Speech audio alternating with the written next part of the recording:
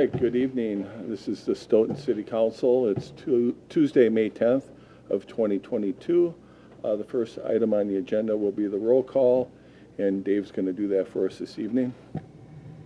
Caravello? Here. Hiley? I know he's online. His name's up there. Who you want? I heard him.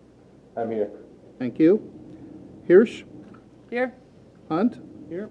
Jensen? Here. Here. Majewski? Here. Reeves? Here. Schumacher? Here. Tukowski? Here. Venegas is absent and excused, and Raff. Here. All right, looks like there's 11 of us. So welcome. The first item on the business will be our public comment. There's nobody signed up to speak tonight. We have a couple communications that I'd like to pass on. First of all, it is Set in the My Week, so activities will be beginning on Friday and go all weekend long, so hopefully the weather will cooperate. So I'm anticipating seeing everybody up and down Main Street and about town, so a lot of good things going on. It's exciting to be able to do it real and in person this year, unlike the drive-by parade last year, which was a success, but it'll be nice to get out and see folks out in the community. It is Historical Preservation Month and Police Week. There are proclamations in the packet, and that takes us to the consent agenda, unless there's any communications from council members. Alderperson Hunt, go ahead. I have one item. The Tree Commission has continued to try to get cheap trees out into the community. And a couple of Saturdays ago, they sold 40 of the 45 potted trees that they had, and then sold an additional half dozen or so of what they called the bare root, where you have to bunch the roots and plant them. And they made about $280, and they'll reinvest that and continue to buy trees. The balance of the trees we have will be planted in the new experimental gravel bed that we set up last year. And the trees will be added to the city's canopy later in the year. All right, thank you. Are there any other communications? Alderperson Legaki. Just a quick one of possibly mark your calendar for Sunday, June 19th. That is the actual day of Juneteenth, which is a celebration of sorts of news getting to the southern slaves that they were free. So there's going to be a community gathering, and it also might be paired with the fact that it's June Pride Month. And so June 19th, 12 to 4 p.m. is the time frame at the Chorus Public House. Pretty open and easy walking in, and we'll see if the city's going to be involved with serving up some treats. Hope you're all going to be there. All right, thank you. Was it Dan again, Jay? 12 to 4 is the time frame I'm told. 12 to 4. It's just early. Save the date. There'll be posters. You'll know. All right, any other communications from alders? All right, seeing none. Consent agenda. Looks like there's a few items on there. I would entertain a motion to approve the consent agenda. So moved. Motion by Jensen. Is there a second? Second. Second by President Hirsch. Would anybody like anything acted on separately from the consent agenda? Hearing none, all in favor say aye. Aye. Aye. Aye. And any opposed? None opposed, that motion carries. And just a quick comment, I'm still looking for 2 citizen members for the Finance Committee. So if anybody's out there listening that is interested, would love to have you. You can contact myself and we'll get you set up. Old business, we have a couple second readings coming out of the Plan Commission. Alderperson Caravello. Thank you.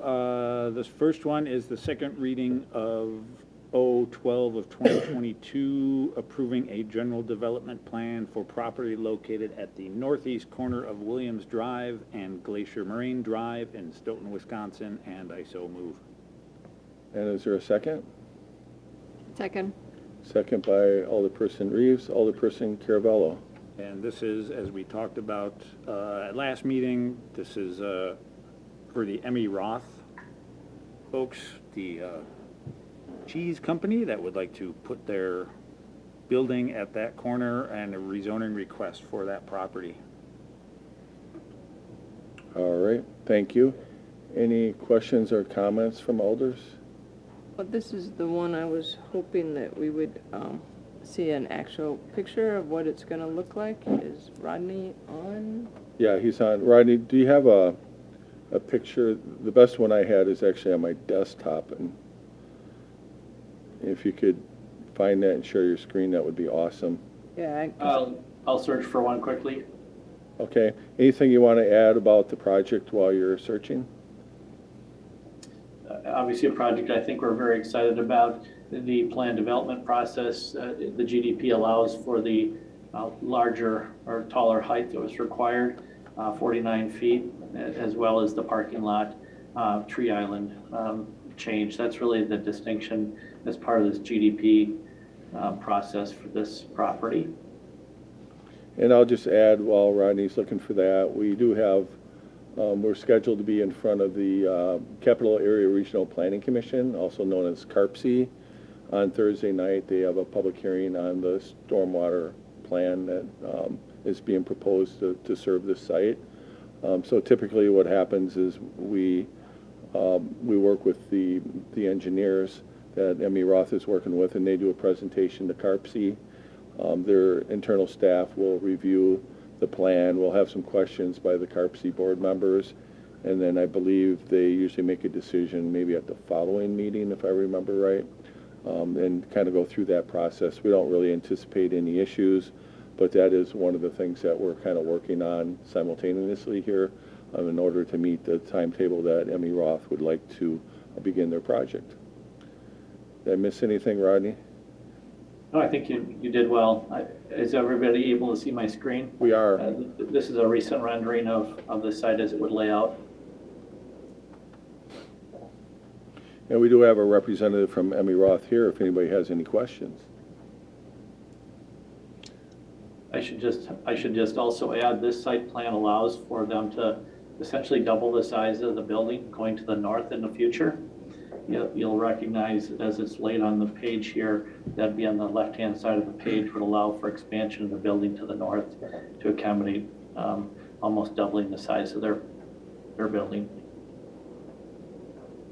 Rodney, do you have like the main office kind of building? I think that's the part that's right on Williams Drive. What that's going to look like is I'm just trying to make sure that it's comparable aesthetics as Nelson as opposed to what Napa looks like. Yeah, I'll have to spend some more time pulling that together, but you can see on this page, they do have, windows that actually show offices to this portion of the building. Their headquarters, or their main headquarters will be this front portion of the building. And also, I didn't see this in there. Is there any and maybe that doesn't go with the GDP, but are they planning on doing any green building designs at all or anything like that? Yeah, they spoke about the future expansion to accommodate solar in the future. They also talked about native plantings. They talked about trying to use green building materials, but there wasn't anything tied specifically to the approval. However, they did talk about trying to utilize LEED type of improvements, but not to that standard. Okay. Rodney, these are just, this is just a general building design at the moment, right? This doesn't have a lot of the specifics of the building design in it yet, correct? Yeah, the SIP plan actually will be coming back to the Plan Commission. Well, it comes to the Plan Commission after the GDP is approved.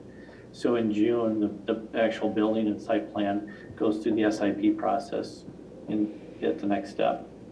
Okay, I'll save my questions until that time. Any other questions from alders? Okay. Are you still looking for anything, Rodney, or is that it? I'm working to. I Okay. don't know that I can provide anything on the fly here quickly, but I'm certainly trying to. I figured you could quicker than I could. Yeah. I'm not to that point yet. Okay. Thanks, Rodney.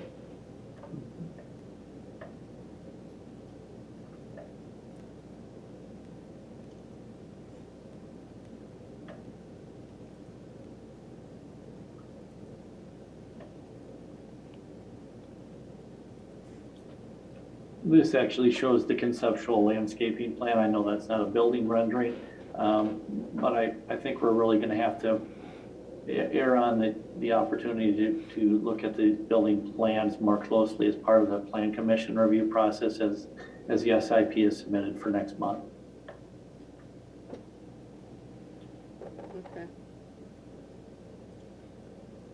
All right. Any other questions on this one?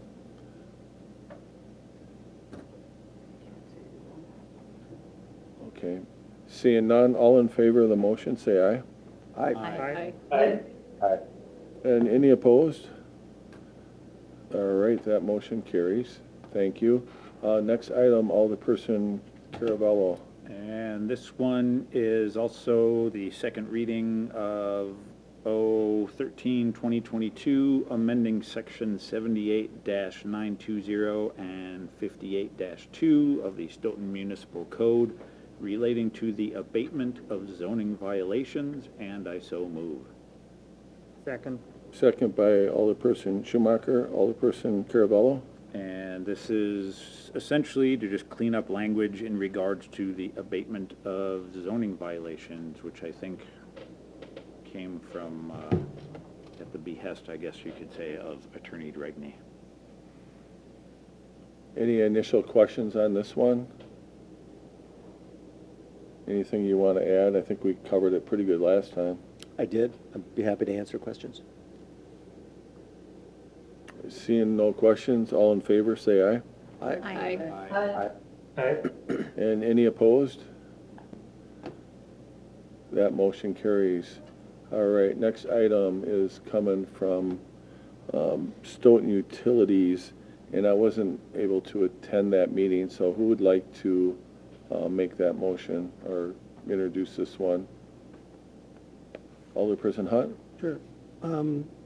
I would authorize and directing the proper city officials to approve an amendment to the Water Utility 2022 Capital Improvement Plan to fund the 2022 Academy Street Reconstruction Contract 1-2022.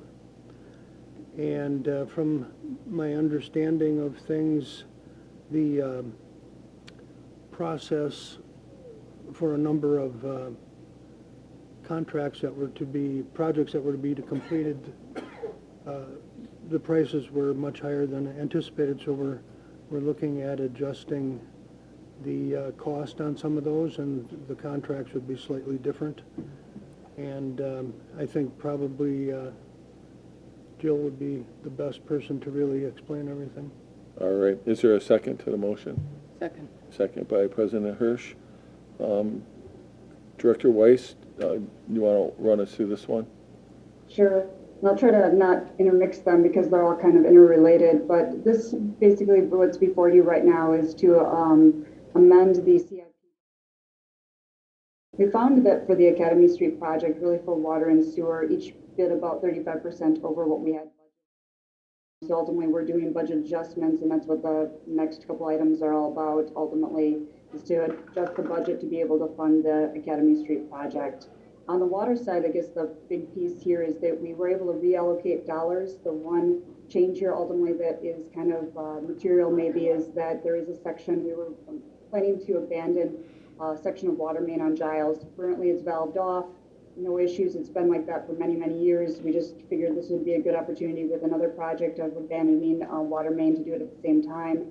But we're actually would like to remove that from the CIP, reallocate those dollars for this project, and then so a few other adjustments within the CIP budget to be able to fund the water side of the Academy Street project. All right, are there any initial questions on this one, or any questions or comments? Hearing none, all in favor of the motion say aye. Aye. Aye. And any opposed? None opposed, that motion carries. The next one also is coming from Stoughton Utilities. Alderperson Hunt. I believe if It's R101. R101, okay. Resolution from the Utilities Committee to the Common Council, authorizing and directing the proper city officials to approve an amendment to the wastewater utility 2022 capital investment improvement plan to fund the 2022 Academy Street reconstruction contract 1-2022, and I move for approval. All right, is there a second? Second.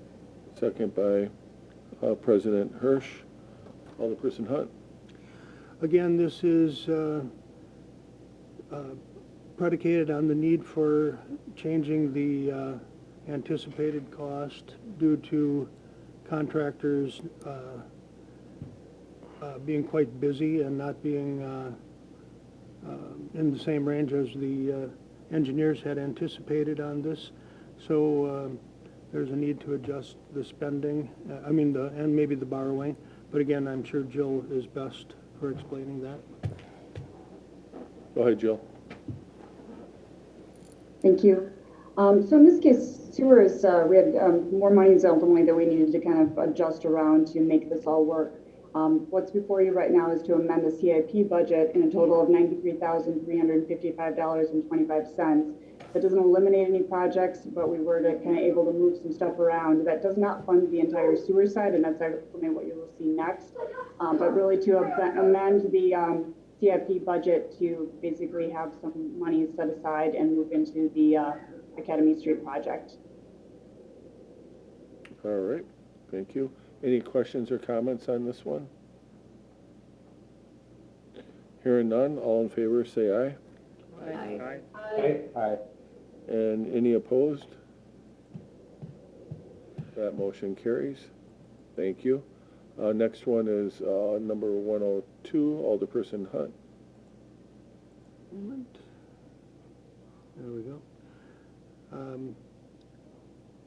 A resolution authorizing and directing the proper city officials to approve an amendment to the 2022 Stoughton Utilities operating budget to fund the 2022 Academy Street Reconstruction Project Contract 1-2022.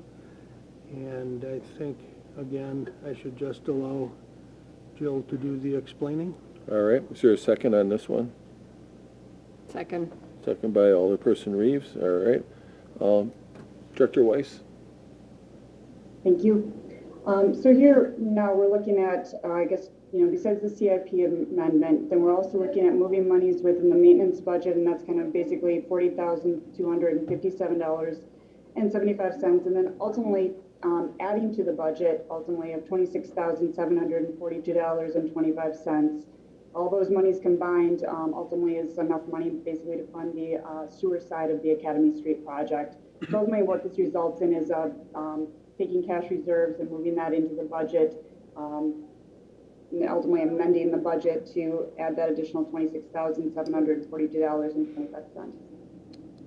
All right, thank you. Any questions or comments? And I would just add that there was some collaboration between planning department and public works. At one point we had a conversation about possibly even asking to use some of the ARPA funds for this project. They were able to work together, and Jill went back and talked to her staff and kind of came up with this plan to be able to fund this and try to minimize the impact of the project not doing it. I mean, the low bid was significantly lower than the other two closest bids, and we just felt that if we rebid it, it would probably come in higher. It's kind of the conclusion that we drew, and this is an area that desperately needs to be completed. Did I miss anything? Okay. I think that was great. All right, any comments or questions? Seeing none, all in favor of the motion say aye. Aye. And any opposed?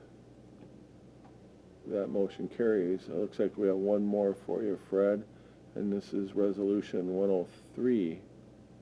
Okay, this resolution authorizing and directing the proper city officials to to enter into an agreement with Wolf Paving and Excavating, Inc. for the 2022 Academy Street Reconstruction Contract 1-2022. The fiscal impact of $1,766,427.25. And I believe the project has not just the water and sewer, but also the street and curb and everything else involved. And again, I'm sure that Lisa is probably better qualified to explain it. All right, is there a second on this motion? Second. Second by President Hirsch. Anything on this one, Director Weiss? Not other than we would recommend going forward, Mayor. I think you made a great point, is that we did look at the bids very closely. As much as this is significantly over budget, we don't feel that, and we feel that it's fair considering we did get 3 bidders. Ultimately, the Wolf Paving was the lowest bid. This did go before finance as far as the city portion, and I was at that meeting earlier. I don't know if Rodney has anything you'd like to share with Lisa, but ultimately we recommend moving forward with the base bid for Wolf Paving to complete the improvements on Academy Street. Yeah, I think just to clarify, this resolution really does solidify utilities' participation in the project. 2 items later is where the city solidifies their portion of the project, same contract. I would say that, part of the conversation is, what we're going to do going forward. And I know in particular, Director Aber had some ideas about that in the past. Utilities kind of drove the projects. Going forward, we don't know if they're going to be financially in the same position to do that. So we're going to look at alternatives and some options as far as, how we should engage in those conversations while being able to, make sure that our roads are being, upgraded as much as we can afford to do. So those conversations will be ongoing. I expect that the council will hear more about that as we enter into the budgeting process. Any questions or comments on this one? Hearing none, all in favor say aye. Aye. And any opposed? That motion carries. All right, thank you. It looks like the next group are coming from finance. A lot of these we did discuss tonight. The bids are time sensitive, as we talked about. We'd like to get them approved so we can get the project started. And then the other ones we'll talk through when we get to. So Alderperson Schumacher, you would be up. All right, thank you, Mayor. R104, 2022, authorizing and directing the proper city official to enter into an agreement with Payne and Dolan, Inc. for the 2022 street construction contract 2-2022. So moved. Second. And a second by Alderperson Jensen. Alderperson Schumacher. All right, this had come through finance earlier. We did have unanimous agreement on recommending this up. This is for the contract 2-2022. That's street pavement replacements, curb, gutter, sidewalk on streets that are included in the memo along with this. The total price on this one be about $1.6 million-ish. All right. Anything you want to add, Director Shield? Yeah, I think it's noteworthy to point out that we're recommending removing the spot sidewalk replacement with the 255 that's included in the resolution. The reason for that, it's 2 to 3 times the normal cost we pay for that spot sidewalk replacement. And recall that half of that would normally be assessed to the property owners. That's not to say this project doesn't do spot curb and gutter and sidewalk replacement. It does, but it's limited to just the streets that are identified for the work that's being done. Silverado, Hillcrest, Holton, some of the other streets, Milwaukee Street. So we're not doing the other locations, the other 60 properties outside of the project location. So again, there's still a lot of spot sidewalk replacement that meets our criteria, but it's being localized to where the project areas are. That helps to keep the costs down. The sidewalk replacement within those project areas is about a third of what it is in the spot location. So you'll recognize the resolution directs us to initiate a change order to remove the spot replacement portion of the project going forward. Rodney, what do you think happened there with that portion of the bid? Well, I think that's really just the nature of the work. When you're sending a contractor to properties that are outside of the normal construction zone, they're essentially mobilizing or having to shift their crews around. There's added restoration and effort to coordinate that because you're not localized within a specific street region. So I think that's added to it. That's a challenge that we'll have to overcome going forward. But again, we're still meeting, getting a lot of sidewalks that meet our criteria for replacement in the project zones already. All right, thank you. Any questions or comments from alders? Hearing none, all in favor, say aye. Aye. And any opposed? Mayor, I'm not sure there was a motion on that. I think you requested my input before there might have been a motion. Dave, was there a motion? Yes, there was, by Brett and Greg. Okay, thank you. That's all Sorry. right. No problem. Wouldn't be the first time I got ahead of myself. Okay, so all in favor, say aye. Aye. Aye. And any opposed? None opposed, that carries. Next item is Resolution 105, Alderperson Schumacher. All right, R-105, 2022, authorizing and directing proper city official to enter into an agreement with Wolf Paving and Excavating of Madison for the 2022 Academy Street Reconstruction Contract 1-2022. So moved. Second. Second by Alderperson Reeves. Alderperson Schumacher. All right, this one is this is, as Rodney alluded to, the city's portion of the series of motions presented by Alder Hunt earlier. This is just the city's portion of that street and street reconstruction, sidewalks and such. All right. Anything you want to add to this one, Director Shield? Nope, a lot of collaboration. We're glad to see this project move forward. Academy Street's in dire need of replacement and reconstruction from East Street to East South Street. All right. Any questions or comments? Hearing none, all in favor say aye. Aye. And any opposed? None opposed, that motion carries. All right, thank you. Next item is R-106, Alderperson Schumacher. All right, R-106, 2022, First Amendment to the agreement to undertake development with RHD Properties, LLC for 51 West Development. So moved. Second.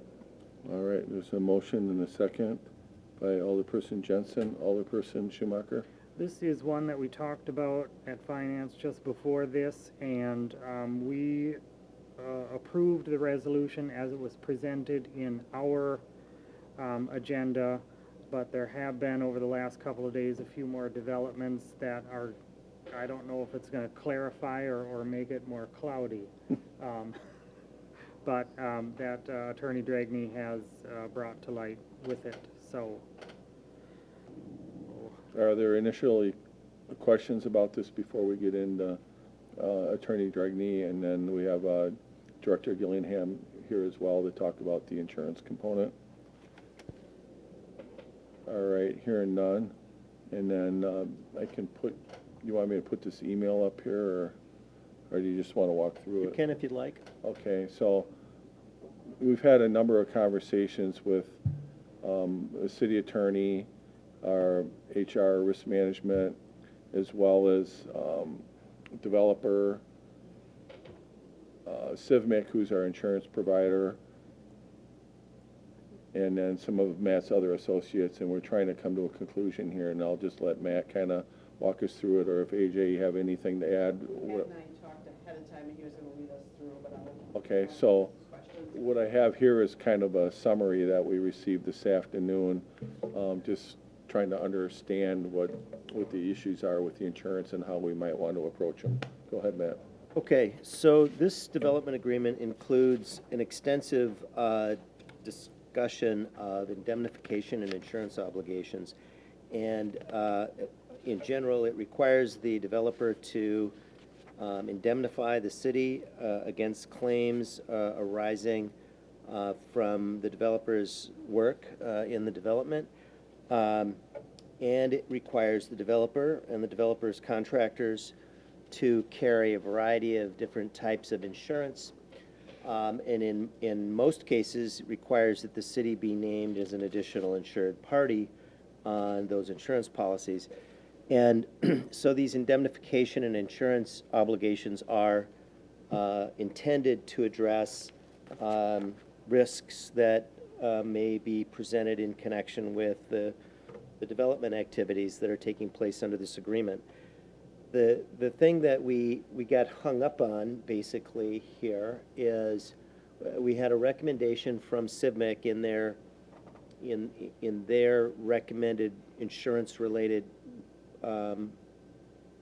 materials that the agreement require both the developer and the developer's consultants who are providing professional services like engineering consultants doing design work, that both of those parties be required to carry professional liability insurance.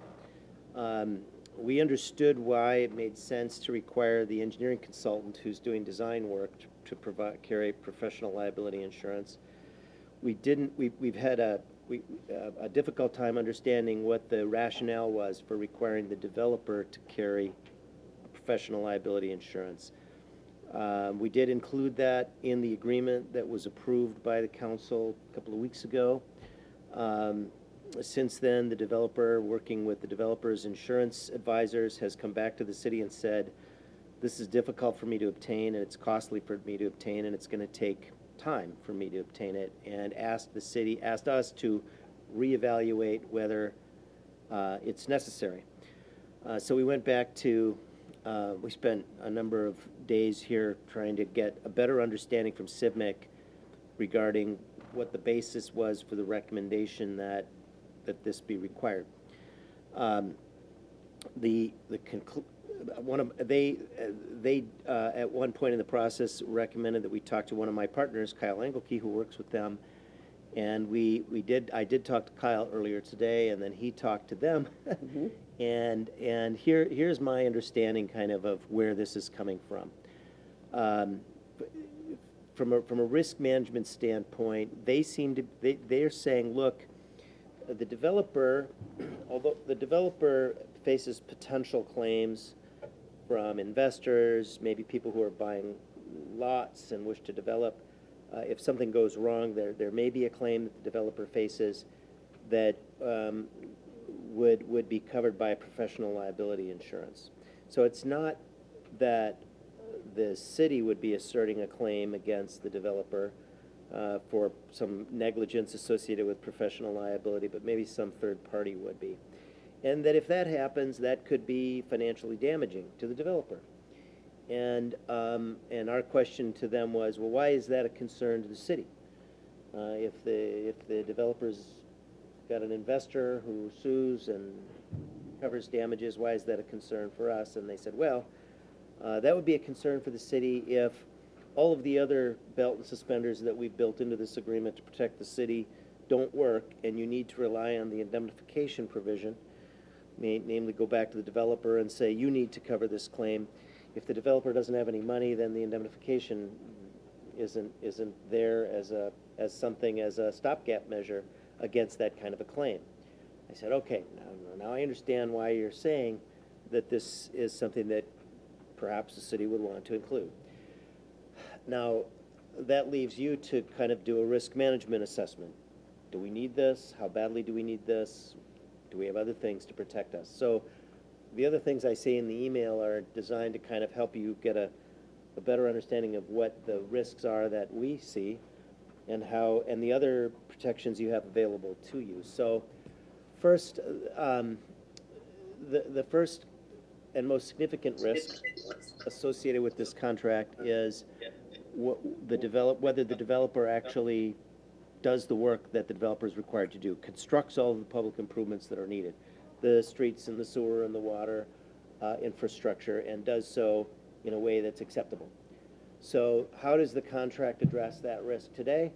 Well, the developer is required to provide a $10 million letter of credit to the city that is available if the developer fails to perform. And I think we're going to hear more about the letter of credit tonight, too. I think we have someone from One Community Bank here to talk about that letter of credit. So we have a letter of credit that is there to allow the city to have a source of funds available if the developer fails to get the work done in an acceptable fashion. And we have a formal acceptance process built into the contract that will be used to verify that the work has been done correctly. So the city's own engineering consultants will be inspecting the work as it's done and then making a determination about whether it's been done correctly.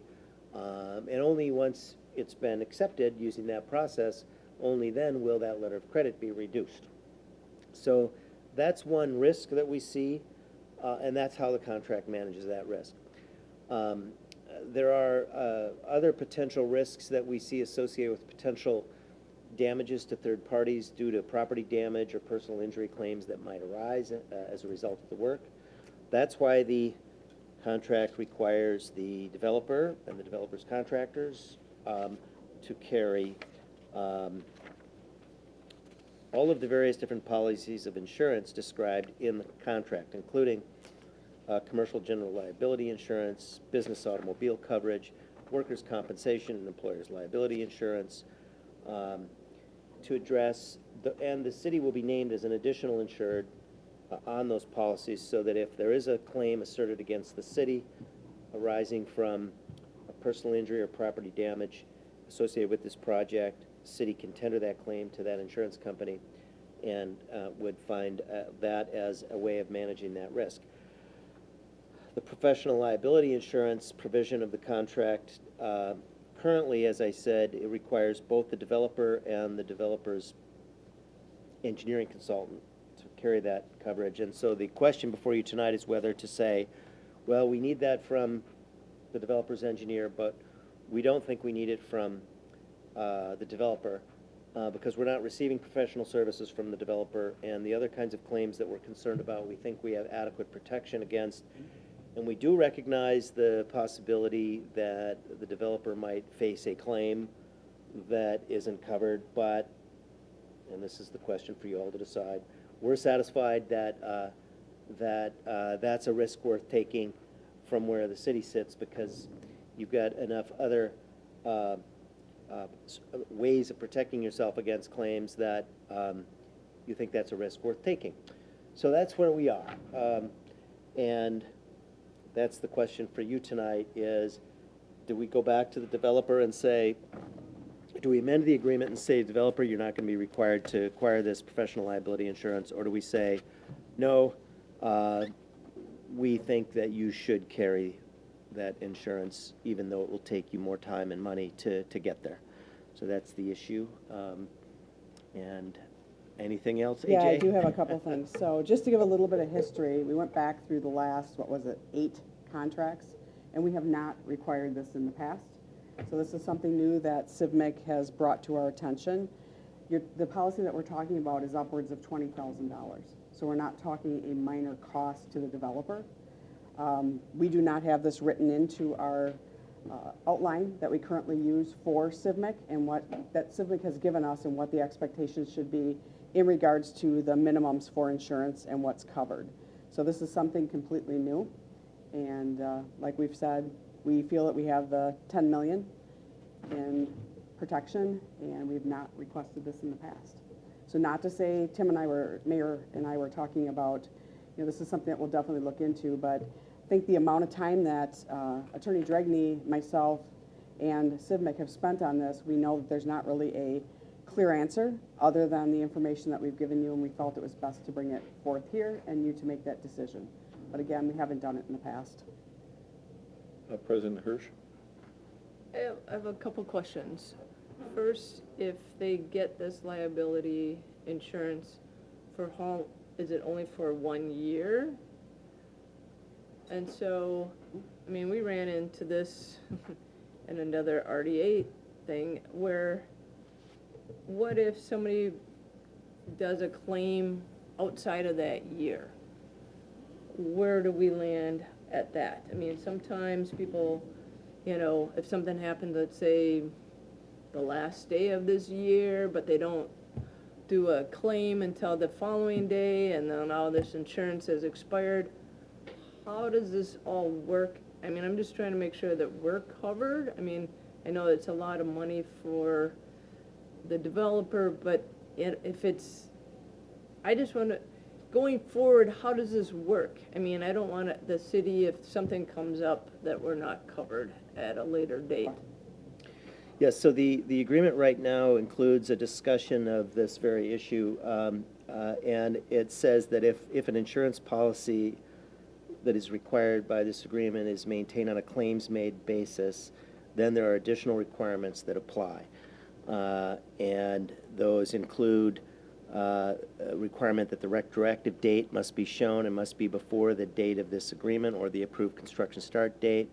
Insurance must be maintained and evidence of insurance must be provided for a minimum of 3 years after the city has accepted the public improvements, and if coverage is canceled or non-renewed and not replaced with another claims-made policy form with a retroactive date prior to the effective date of this agreement, then the developer or other party required to provide the insurance shall purchase an extended reporting period for a minimum of 3 years after the date the city has accepted the public improvement. So that's all this technical language. But it's standard. And we got that language from CIVMIC, your insurance advisors, to address the possibility of claims-made coverage as opposed to occurrence coverage. Yep.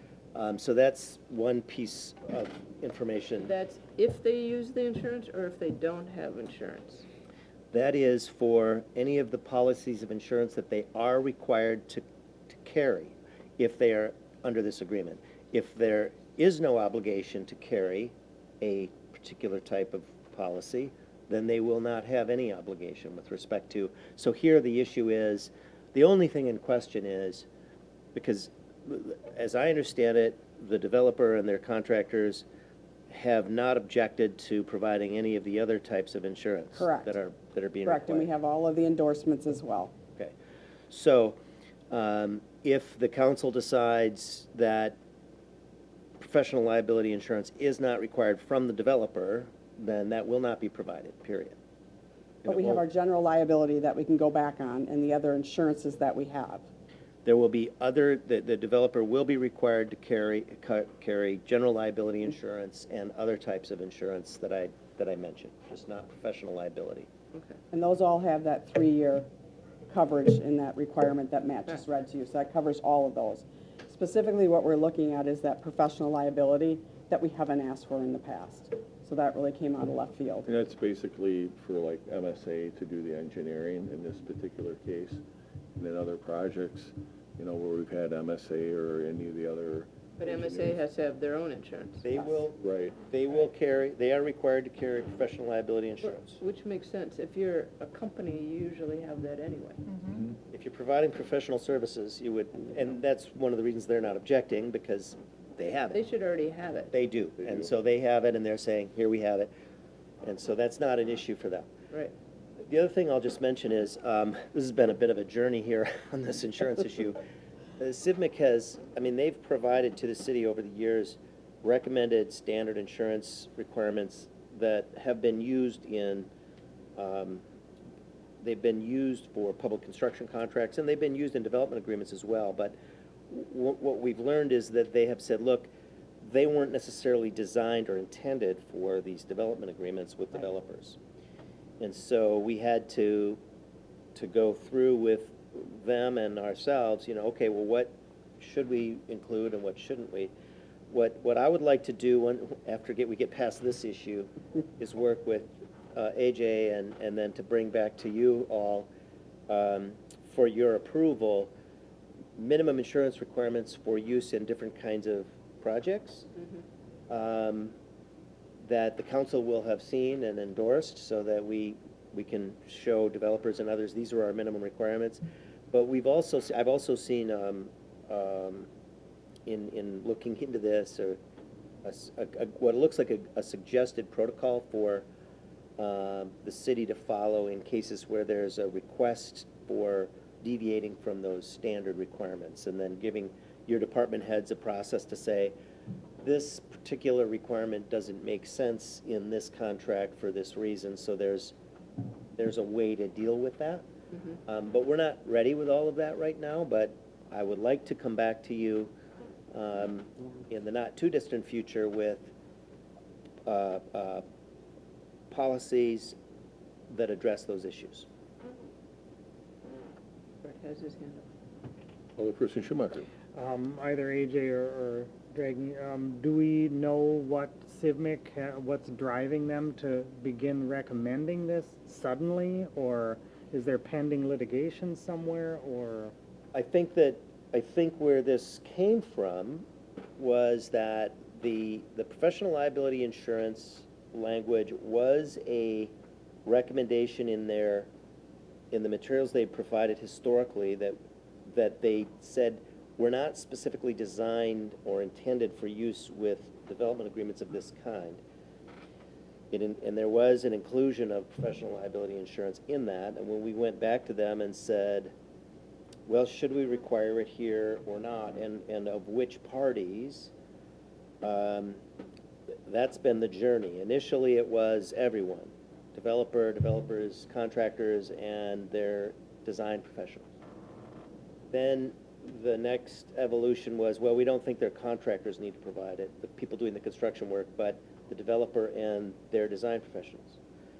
And now the question is, well, do we really need it from the developer? And we asked, why? What is the city's risk? And the answer, as I understand it, is not the risk that the city will need to make a claim against the developer based on the developer's negligence in providing professional services to the city, because they're not doing that, but rather the city might face a claim from the developer might face a claim from some third party, Right. not have insurance, it might cost them a lot of money, and then do they have money to make the city whole in dealing with other obligations? And so that's the risk. So that's why we talked about, well, how else is the city protected? Well, we have a $10 million letter of credit to make sure the work is done, and we will be listed as an additional insured on general liability policies and the other policies that are outlined in the agreement, which, at least from where I sit, and I think AJ agrees with that, appears to be pretty good risk management protection from the kinds of claims Absolutely. that we can imagine. Now, do I have perfect insight into what's going to happen in the future? No. Is there something out there that I'm not seeing? Maybe, but to the extent we're able to analyze it, this is the best judgment we have today, which is it looks like the city is pretty well protected without requiring this. Is it a guarantee? No, but is it as good as it's going to get today as far as our assessment? It's the best I can do. Yeah, we really struggled to come up with an example of where this would apply and why it's needed. And that's where we were racking our brains, and they actually then referred us out to Kyle, one of Matt's associates. So I don't feel that they're stating that they're experts in this area either, and that's why we're going to need some time to turn this over and figure it out. That's where I wonder if there's some pending litigation with it, but I think once you get all the information gathered, I think that the policy that you're talking about, I think would be really helpful to add into our toolkit for development in the future. Right now, Brett, just so you're aware, we do have our standards put together, Yep. but it has not been Yep. approved by council. It came directly from CIVMIC and has been a used working document that we update annually with them or Yep. look at. So I think updating that and Yep. adding in this professional liability piece is going to give us a great tool to move forward with the developers and whomever else is contracting with the city. Yep. Thanks. All right, I have Alderperson Jensen and then Lagaki. Yes, thank you, Your Honor. With the information that we've been given here, I'm comfortable with making an amendment to the motion. The amendment would be to remove the professional liability insurance from the development agreement, and I would make that motion. from requiring the developer to. Requirement, yes. Yeah. In fact, you have there is an agreement I prepared, although it's not the one that was in the packet. The one in the packet, I think, just said developer and developers design professionals. I did send today a revised agreement that says, it says, developers, engineering consultants engaged in designing the public improvements, but not developer and not developers, construction contractors shall maintain professional liability insurance. So that's the language that I think you're looking for. Okay, would accept that language. There you go. All right, was there a second? I'll second. Lukaki's doing it, yeah. I didn't catch the second. I believe it was. Alderperson Hunt, okay. Was there anything else, Alderperson Jensen? Oh, that's it. Okay, Alderperson Lagaki was next. I've had to hold professional liability insurance in various environments, and sometimes an employer has asked me to, or it's been my choice if I was in a risky situation. To me, it was crystal clear the kind of protection and the things I was seeking. This is not so clear to me. What's going on with a developer? What kind of professional liabilities are they facing? I don't think I understand that quite yet. And what is the standard in this industry? I would think that in our litigious society and CIVMIC's coming out with this, I would guess it's going in that direction. And so I would guess this is going to be eventual cost for them, maybe. Well, that's what we've been really struggling to try and understand, okay?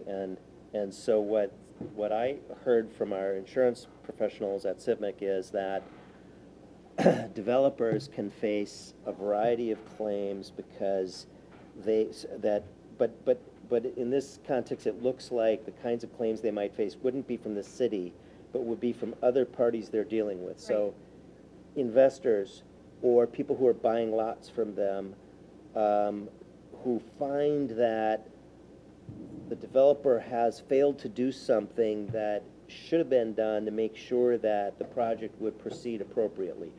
Didn't get a city approval that was necessary, and now there's a problem with the project that's costing investors or lot purchasers money. What was that? I was just saying, that doesn't affect us unless it comes to the end where financially he's not solvent. Right, so the way, what got weird about this is what the insurance professionals were telling us is the scenario that this is intended to address from the city's standpoint is if the developer makes a mistake that ends up creating a problem between the developer and a third party, not the city, and starts costing the developer money. Now, you were asking, well, what kind of mistakes are we talking about?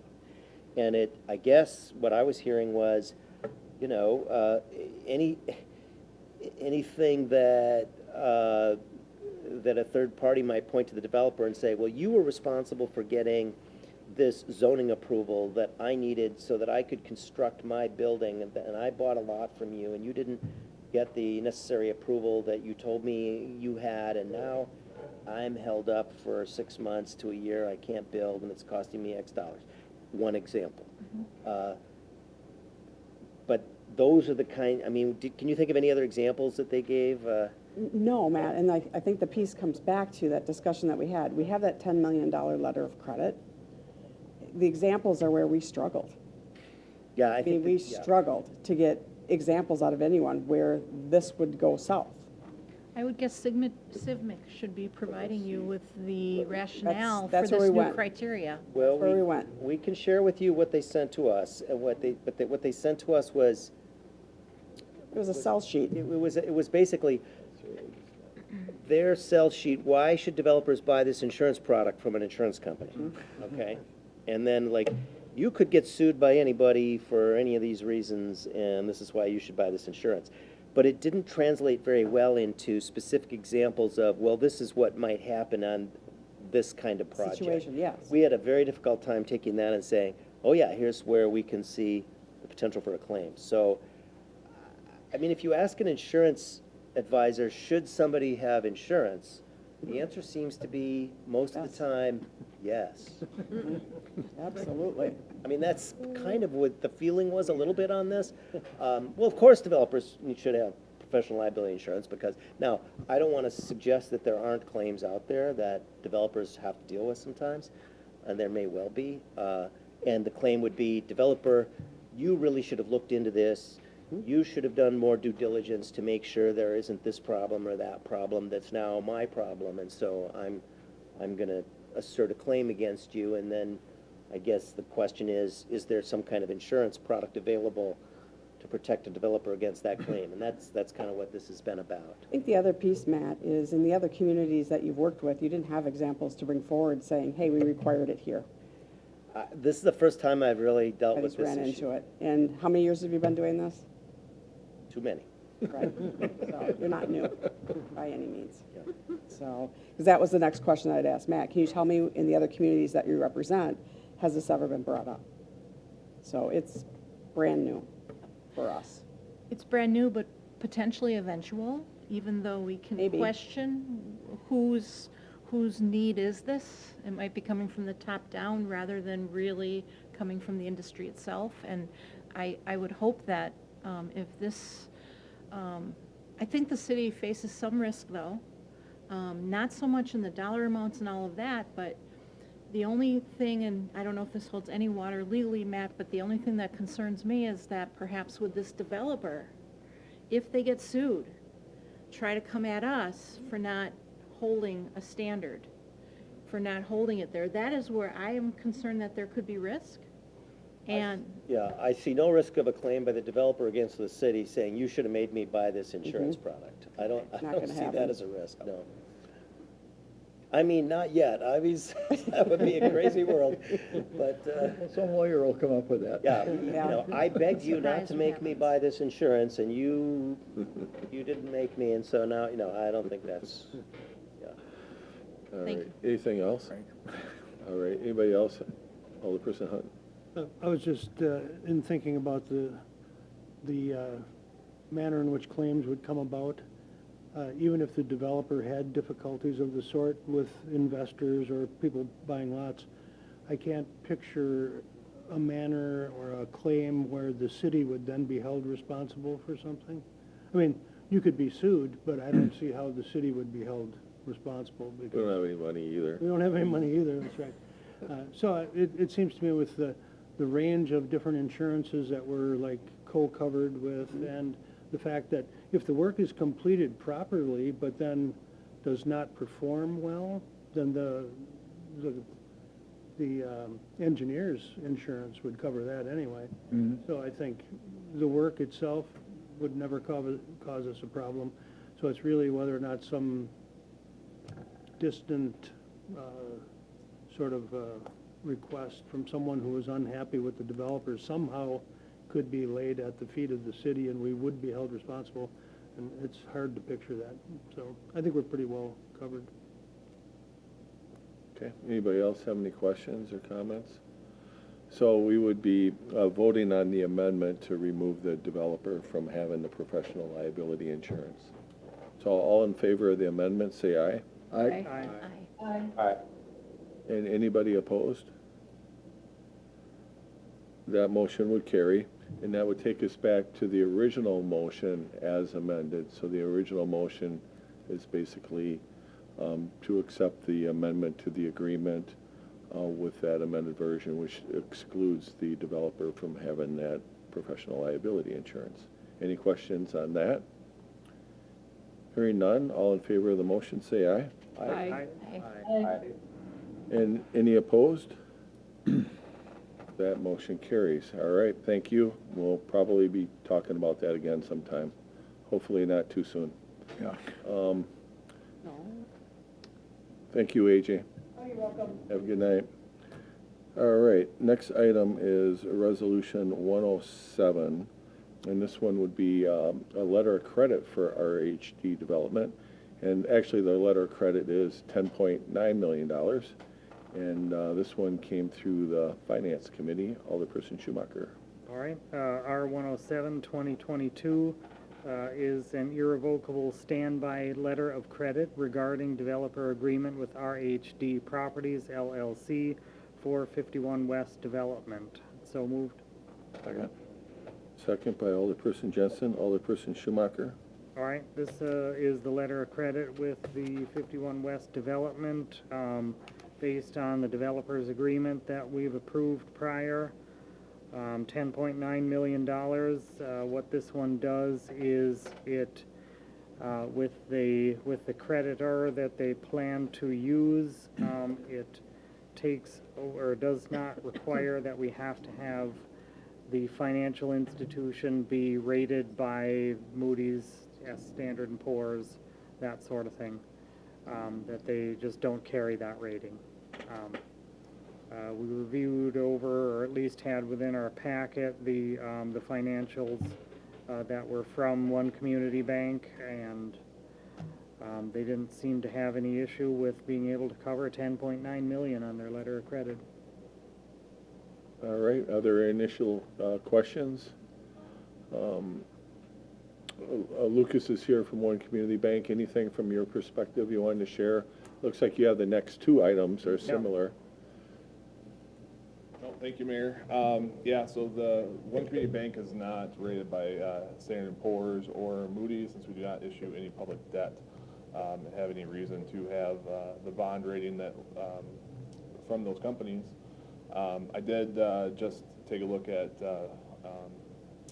the highest rated bank in the nation is BNY Mellon, and I did compare 5 ratios, and we actually outperformed that bank, just on a smaller scale, of course, to those different ratios for liquidity, our delinquent loans,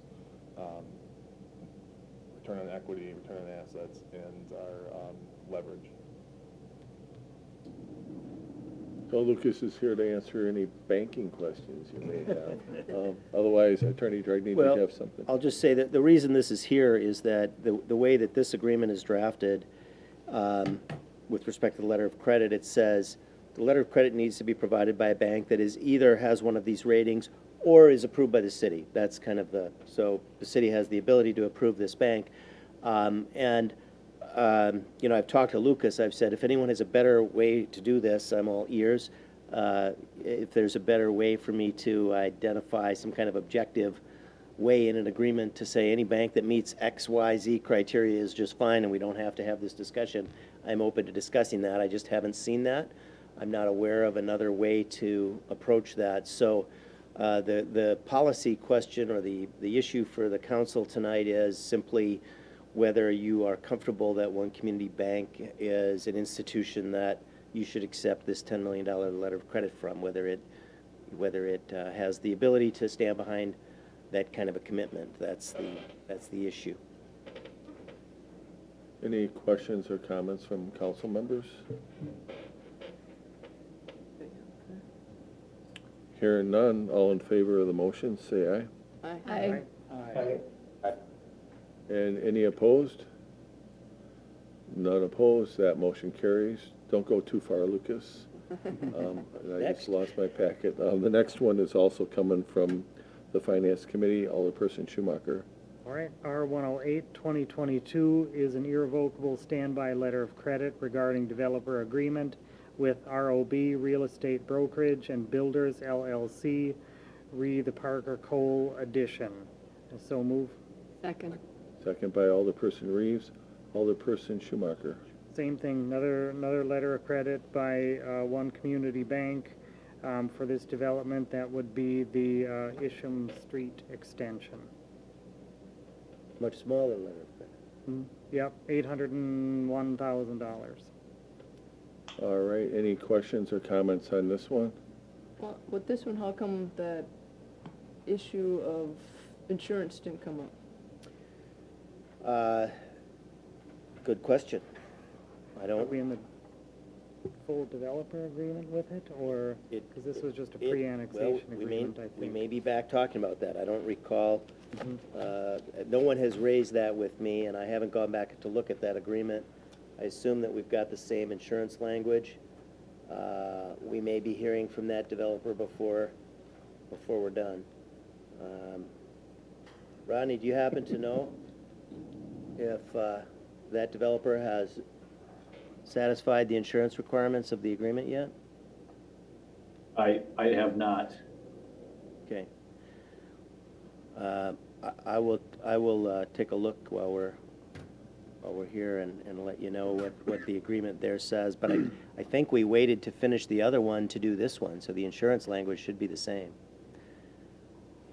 But it wouldn't be in this, the letter of credit? Right, the letter of credit is separate than the Okay. other part, the insurance is in the developer's agreement. Okay. Alderperson Raff. Is it a specific letter of, whatever it's called, guarantee or whatever, for this particular purpose, or is it like generally between you and this particular company? Yeah, so the agreement's gonna be between the developer, the bank, and the specific project. Okay, so what's the incentive for the bank to extend credits for? Just in support of the project. Okay. Developer pays a fee for it as well. So there's a cost for the letter of credit. And the letter of credit is required by the city as kind of a guarantee, I guess that's the term we use, right? It's to secure the developer's performance. It's a source of funds to go to. If the developer fails to get the work done, then the city has a source of funds to go to pay for getting the work done. Okay. So typically, if the developer, for whatever reason, defaulted, either the city or the bank would finish the project or the public improvements, depending on what the letter of credit is obtained for. Is that right?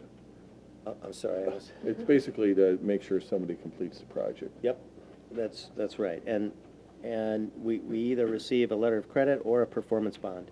And here we're getting letters of credit. And sort of like shifts the burden off the city in between the bank and the property developer to make sure the property gets completed, essentially.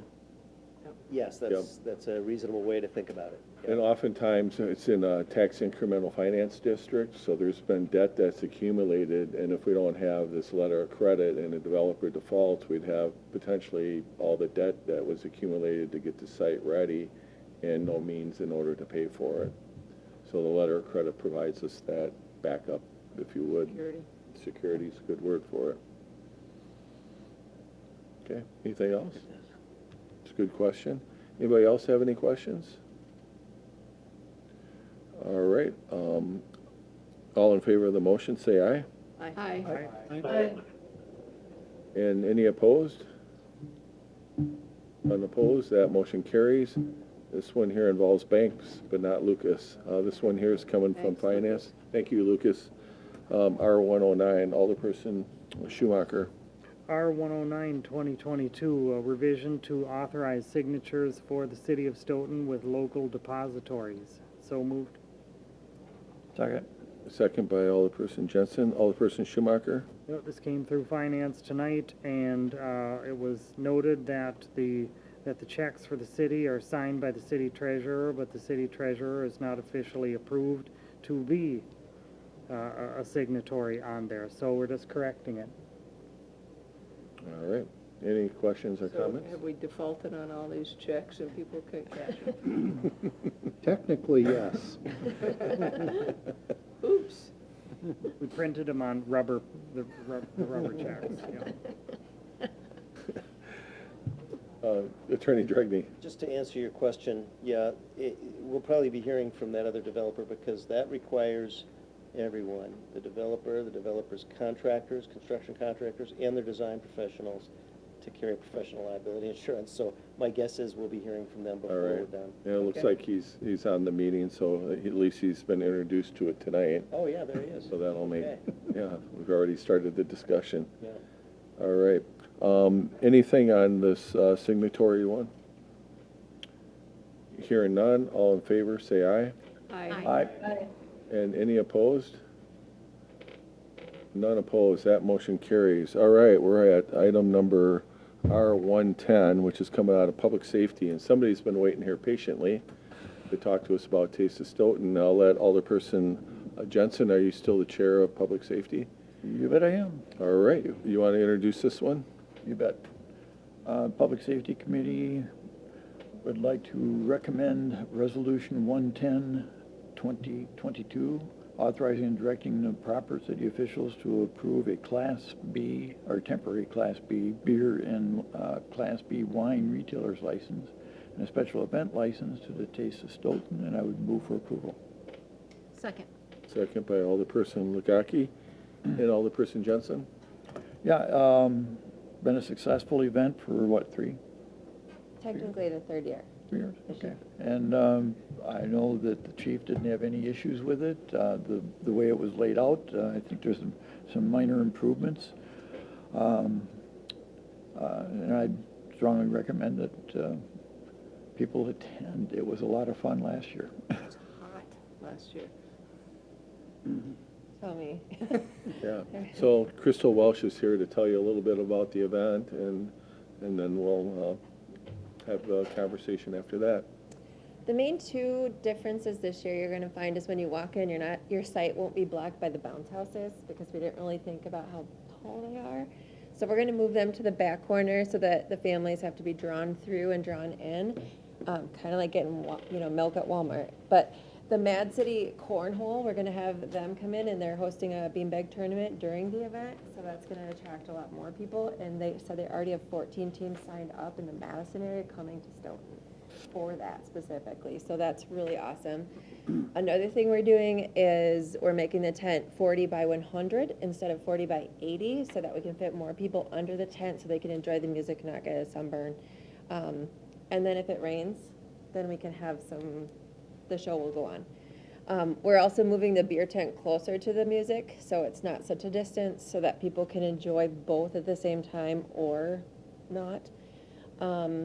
Another thing that we're doing this year, we have 14 restaurants so far signed up. The one, Mina Spice, I'm super excited about. They're the new Mediterranean spice shop that's coming in. They're going to be doing food too eventually in Stoughton, and they're doing food. So I'm super excited to have that. And then I think really we've got 12 non-food vendors, including some local artists, which I'm super pumped about. We have the generator power pole. That's awesome for electricity this year. We're working on parking. So I'm working with the city on parking cones in the splash pad parking lot to reserve a few of those. But I think we're really still going to have some overflow parking available on the south side, which is at the bottom of the map there, because we still have a good, I would say, 100 feet, because I mapped it out yesterday. Maybe it's 50. Maybe that was a little much. But, yeah, as Stoughton Youth Hockey is still doing soda and water, so that's a huge fundraiser for them. Last year they earned $1,000 for their organization. They supplied everything, and we told them you keep everything. This year all the proceeds are going back to the volunteer groups. So we have hats and the Stoughton Art Guild are two main huge groups that are bringing in volunteers throughout the day. So we have a sign-up genius for that, and that's been so well received in the community. We probably have 23 different people signed up throughout the day to work. Also have celebrity bartenders this year. So we tried to take some platform people in the city, and they're going to be passing out beer. So they get to keep all the tip money, including some high school coaches. So we're excited to get that aspect to there too. So trying to really just kind of involve everybody. The soonest you'll see us is Friday night. We are hosting a happy hour at Stoughton City, and we are purchasing the keg from 7 to 8. We're doing $2 taps of Coors Light during the McCluskeys, because they're our opening band again for the 3rd year. So kind of pairing up, Callie came to us and said, we want Taste of Stoughton to be Stoughton City, and Stoughton City to be part of Taste of Stoughton, so how can we work together? So that was a huge honor for me to be asked to be involved with Stoughton City. What are the hours, I'm sorry, what are the hours of the Taste of Stoughton? 11 to 8. And on the map, it's got June 19th, it's June 18th, That was right? June 18th? Okay. Yeah, that was last year. Okay. It's not All right. Juneteenth, no. I was It worried was you last moved year. it to a Sunday. Yes, it was last year, yeah. Excellent. I don't know, sorry. Yeah, Thank you. it's the 18th. It's 3rd Saturday in June, and that's just kind of a standing tradition that we're going to go through. So whatever that is, it's the 3rd Saturday in June. But any questions? Because like I said, we're such an infancy stages so far still. I mean, yeah, there's only 4 board members this year. We had 4 drop out from last year to this year, and it's really hard. So that's why these volunteers are gonna be so substantial for us, because, I mean, two of us, we think we got heat exhaustion, because it was just 4 people running the whole show last year, so it was a lot. But, it's just really cool to see everybody, like, get so excited about it, and all the restaurants, tasteofstoughton.com is our website, and everything's there, all the things. So, Just thank you for all that you do. thank you. You know, knowing what it takes to run a big event, it is exhausting, and it's, what, 6 to 8 months worth of prep time and for one day. Yeah. And you're praying that it's not a storm or a blizzard like it did on Earth Day Expo every single year. So, I've started praying already. yeah, right, so, Yeah. thank you for bringing the community together. It's a great thing. To see my husband Eric, tell him thank you also. I'm gone a lot. Yeah, and pray that it's not 95 degrees again this year. But the splash pad's there, adults can use it. We kept telling people, you don't have to be a kid. Go up there, run through, and come back. That's true, that's true. But any questions you guys have, my cell phone, my personal cell phone is the Taste of Stoughton number, and tasteofstoughton@gmail.com is our email, but we're trucking. Got the whole wristband checkers again this year, so that went really great. We even had one of our ladies like IDing like white-haired people, and I was just like, stop. But we're getting everybody. So, yep. All right, any other questions or comments for Crystal and her team? It is a great event. We participated every year. The first year it was in association with Parade of Homes, which was cool because it had been many years since Parade of Homes was in Stoughton, if ever. So Crystal helped to organize that. As she mentioned, we are looking for volunteers for that event as well as Set in the this weekend. So if anybody's available, especially Saturday, you can contact the chamber. It's fun. You get to see a lot of people. You're outside. Selling buttons is a big thing. So they're looking for volunteers as well. And I think that's the only plugs I was going to put in for the event. And I've been told that I might be one of the celebrities, so. You are. Okay. So him and Scott from Fahrenheit 364 will be bartending their shift together. Whether it's an hour and a half or 2 hours, I don't have it in front of me, but. I promise I will not overserve anyone in this room. All right, any questions? All right, hearing none, all in favor of the motion, say aye. Aye. And any opposed? None opposed? That motion carries. Thank you. Thank you. All right, and then we have one last item, and that's approval of a conflict waiver letter. And this is similar to the one that we approved at a recent meeting. We just added this on yesterday, so sorry about the late notice on this one. This one also involves, I believe it was the same firm as the last one, wasn't it, Matt? Boardman Clark. Yep. Did you have any thoughts about this one? It didn't run through committee or anything like that. Any No. issues with this one? I don't have any concerns. All right. No concerns from the city attorney. I would entertain a motion to approve I'll move to approve. the waiver letter. A motion by Jensen. Is there a second? Second. Second by Schumacher. And any discussion on this one? So basically, the conflict waiver letter is, we have firms, and sometimes with the attorneys and with the engineers, they're representing some of the same communities because it's a small group that does specialized municipal work. So once in a while, we'll get a non-related, typically, where we just have to have the letter on file, just so we're aware that they're doing work with somebody, but it usually doesn't really have an impact on us. So we've even had to do that with Attorney Dragney on some projects, but that's kind of how it works. Hearing no questions, all in favor of the motion, say aye. Aye. And any opposed? That motion carries. I would entertain a motion to adjourn. Move to adjourn. Motion by Jensen, is there a second? Second. Second by Lagaki. Any discussion? Hearing none, all in favor say aye. Aye. And any opposed?